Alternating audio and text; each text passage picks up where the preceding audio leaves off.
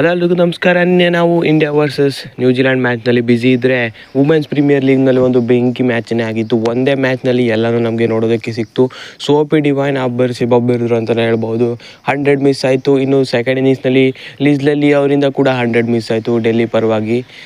ಎಂತಹ ಮ್ಯಾಚ್ ಆಗಿತ್ತು ಅಂದರೆ ನಂದಿನಿ ಅವರಿಂದ 5 ವಿಕೆಟ್ ಹಾಲ್ ಮತ್ತು ಹ್ಯಾಟ್ರಿಕ್ ಕೂಡ ಬಂತು. ಸೊ ಎಲ್ಲನೂ ಒಂದೇ ಮ್ಯಾಚ್ನಲ್ಲಿ ನಮಗೆ ನೋಡೋದಕ್ಕೆ ಸಿಕ್ತು. ಇನ್ಫ್ಯಾಕ್ಟ್ 7 ರನ್ಸ್ ಕೂಡ ಡಿಫೆಂಡ್ ಮಾಡಿದ್ದಾರೆ ಸೋಫಿ ಡಿವೈನ್ ಅವರು ಕೊನೆಯ ಓವರ್ನಲ್ಲಿ. ಸೊ ಎಂಥ ಅದ್ಭುತ ಪಂದ್ಯ ಆಗಿತ್ತು ವುಮೆನ್ಸ್ ಪ್ರೀಮಿಯರ್ ಲೀಗ್ನಲ್ಲಿ ಅಂತ ಹೇಳ್ಬೋದು. ಸೊ ಪ್ರೊಬಬ್ಲಿ ಇಂಡಿಯಾ ಮ್ಯಾಚ್ ಅಲ್ಲದೆ ಇದ್ದಿದ್ರೆ ಇನ್ನೂ ಕೂಡ ಜಾಸ್ತಿ ನೋಡ್ತಿದ್ರೇನೋ ಜನ ಅಂತ ಅನಿಸುತ್ತೆ. ಸೊ ಆದರೂ ಕೂಡ ಕೊನೆಗೆ ಲಾಸ್ಟ್ ಮೂಮೆಂಟ್ ಸಿಕ್ಕಿತ್ತು.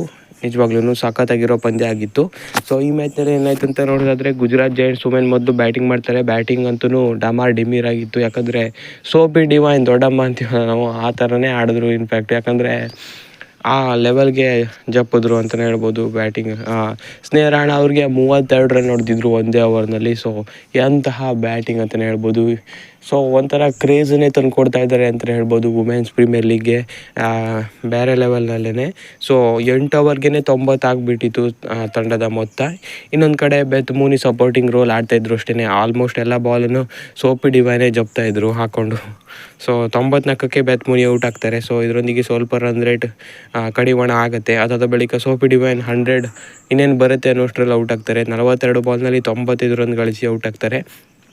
ಸೊ ಅವರು ಔಟ್ ಆದ ಬಳಿಕ ಆ್ಯಶ್ಲಿ ಗಾರ್ಡ್ನರ್ ಅವರ ಅಬ್ಬರ ಸ್ಟಾರ್ಟ್ ಆಗುತ್ತೆ ಅಂತಲೇ ಹೇಳ್ಬೋದು. ಅವರು ಕೂಡ ಬೌಂಡ್ರಿ ಸಿಕ್ಸರ್ಗಳನ್ನು ಹೊಡೆಯೋದಕ್ಕೆ ಸ್ಟಾರ್ಟ್ ಮಾಡ್ತಾರೆ.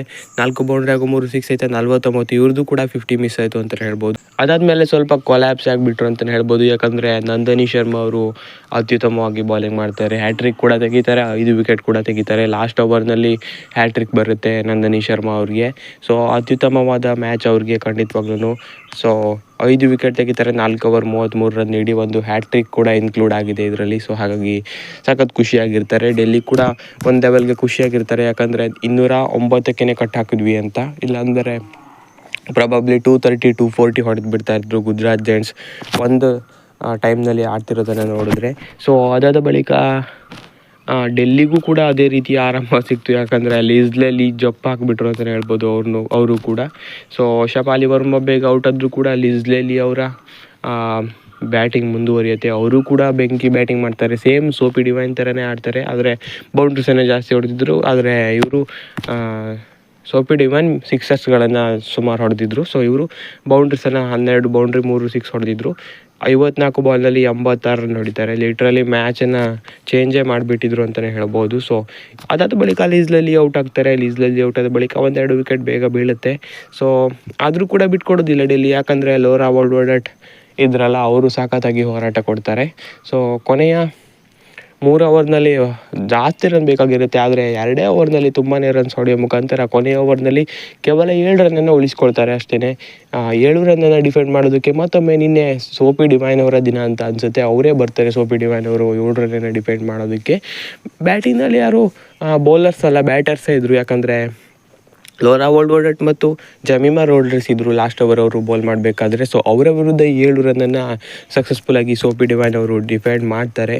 ಸೊ ಗುಜರಾತ್ ಜೈಂಟ್ಸ್ಗೆ ವಿಕ್ಟ್ರಿಯನ್ನು ತಂದು ಕೊಡ್ತಾರೆ. ಸೊ ಆಲ್ಮೋಸ್ಟ್ ಚೇಸೇ ಆಗಿಬಿಟ್ಟಿತ್ತು. ಲಾಸ್ಟ್ 18ನೇ ಓವರ್ ಮತ್ತು 19ನೇ ಓವರ್ ಸೇರಿ 41 ರನ್ನನ್ನು ಹೊಡೆದ್ಬಿಟ್ಟಿದ್ರು ವೋಲ್ವರ್ಡಟ್ ಮತ್ತು ಜಮೀಮಾ ರೋಡ್ರಿಸ್ ಸೇರಿ. ಸೊ ಹಾಗಾಗಿ ಈಸಿಯಾಗಿತ್ತು ಅಂತ ಅಂದ್ಕೊಂಡಿದ್ವಿ.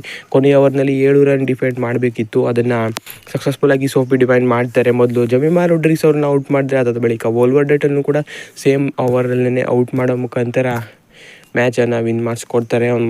ಅತ್ಯುತ್ತಮವಾದಂತಹ ಒಂದು ಪರ್ಫಾರ್ಮೆನ್ಸ್ ಸೋಫಿ ಡಿವೈನಿಂದ ಅಂತಲೇ ಹೇಳ್ಬೋದು. ಬ್ಯಾಟಿಂದ, ಬಾಲಿಂದ ಎರಡರಿಂದನೂ ಕೂಡ. ಸೊ ಹಾಗಾಗಿ ಮ್ಯಾಚನ್ನು ಗುಜರಾತ್ ಜೈಂಟ್ಸ್ ವುಮೆನ್ಸ್ ತಂಡ ವಿನ್ ಆಗ್ತಾರೆ. ಡೆಲ್ಲಿಗೆ ಮತ್ತೊಂದು ಸೋಲು ಬಂದಿದೆ ಅಂತಲೇ ಹೇಳ್ಬೋದು. ಸೊ ಈ ಸೀಸನ್ನಲ್ಲಿ ಇನ್ನೂ ಗೆದ್ದಿಲ್ಲ ಗುಜರಾತ್ ಜೈಂಟ್ಸ್ ವುಮೆನ್ಸ್. 2-2 ಮ್ಯಾಚನ್ನು ಗೆಲ್ಲೋ ಮುಖಾಂತರ ಈ ಬಾರಿ ಸ್ಟ್ರಾಂಗ್ ಇದ್ದೀವಿ ಅಂತ ತೋರಿಸ್ತಾ ಇದ್ದಾರೆ. ಟೀಮ್ ಕೂಡ ಸಖತ್ತಾಗಿದೆ ಅಂತಲೇ ಹೇಳ್ಬೋದು. ಸೊ ಹಾಗಾಗಿ ನೋಡೋಣ ಏನಾಗುತ್ತೆ ಮುಂದೆ ಅಂತ. ಈ ಮ್ಯಾಚ್ ನೋಡಿದರೆ ಕಮೆಂಟ್ ಮಾಡಿ ತಿಳಿಸಿ ಹೇಗಿತ್ತು ಅಂತ.